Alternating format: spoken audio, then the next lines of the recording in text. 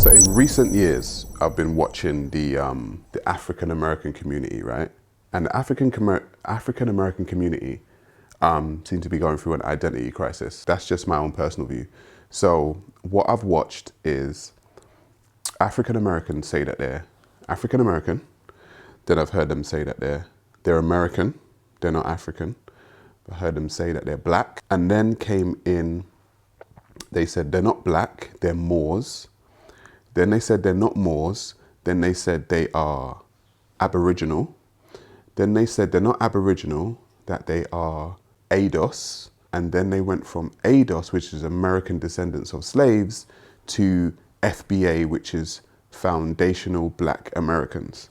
So to me, right, watching that from over here, seems like there's an identity crisis with a lot of black people in America.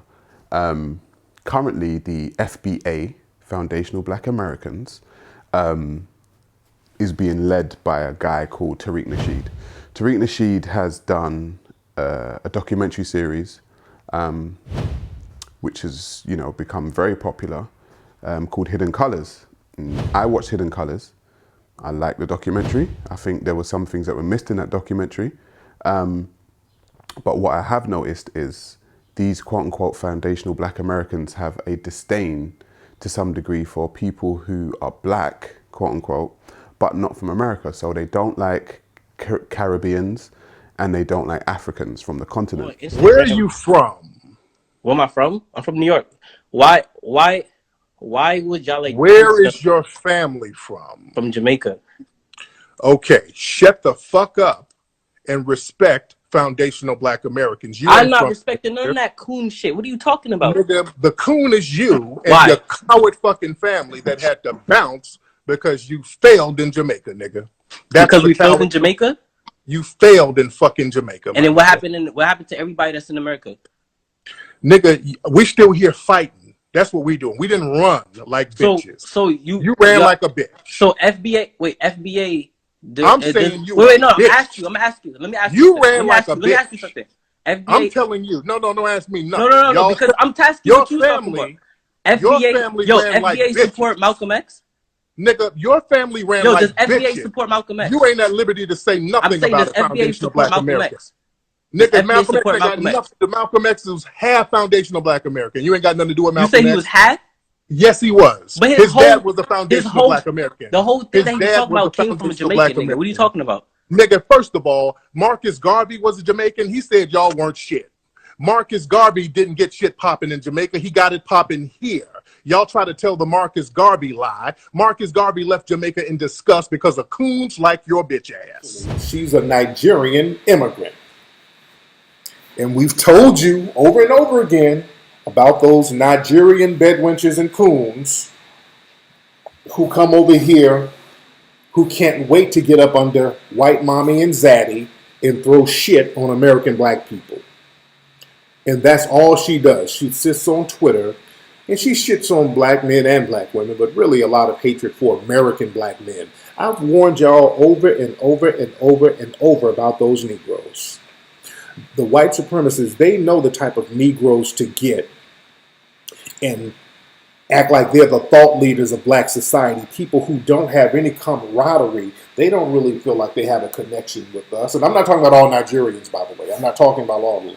I'm talking about there's a select group of African immigrants who are vetted by the white supremacists, and they bring their asses over here and they put them in black society to just fuck it up. We can easily put this argument to bed as to who you are. You will take DNA tests, you will show who you are, and I'm sure it will come back that you are actually from Africa. Your DNA, your genetic line will be from Africa. I've watched African Americans say that they're Hebrews, the original Hebrews.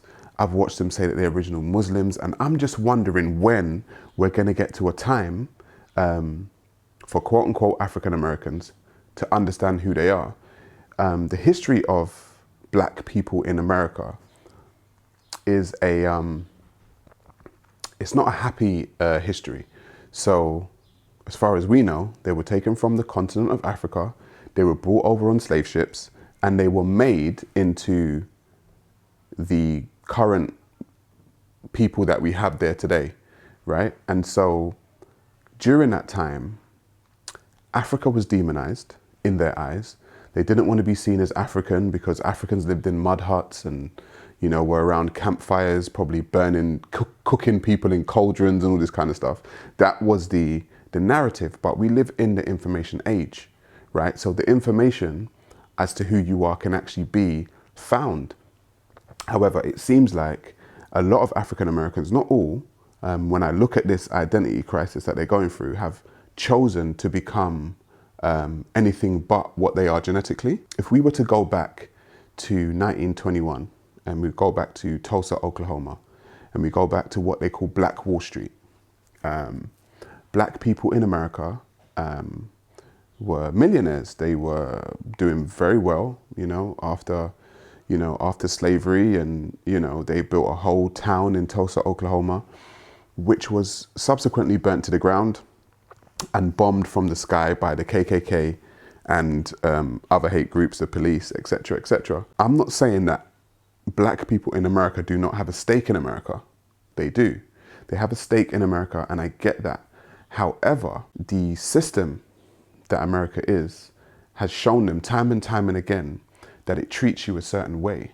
And so for African Americans to sever that tie to Africa, to the continent in which they originally came from, makes no sense. If you're trying to build your Wakanda, quote unquote, you're trying to build your Wakanda in America, which the people on Black Wall Street tried in the 1920s, it's been already shown to you that it can be destroyed. For you to only, as a black person in America, to only associate yourself with the continent of North and South America would be, for me, a huge mistake.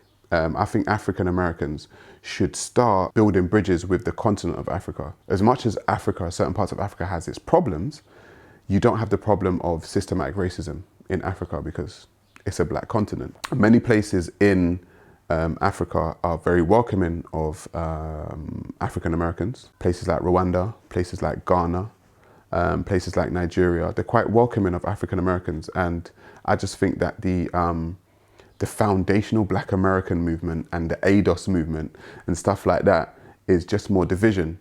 And it speaks to an identity crisis that black people in America have. I think it was Chris Rock, actually, that said, you have to look at America as the uncle that put you through college, but also molested you. You have this connection with America, and I get it, and you've become better in America, but you've also become worse.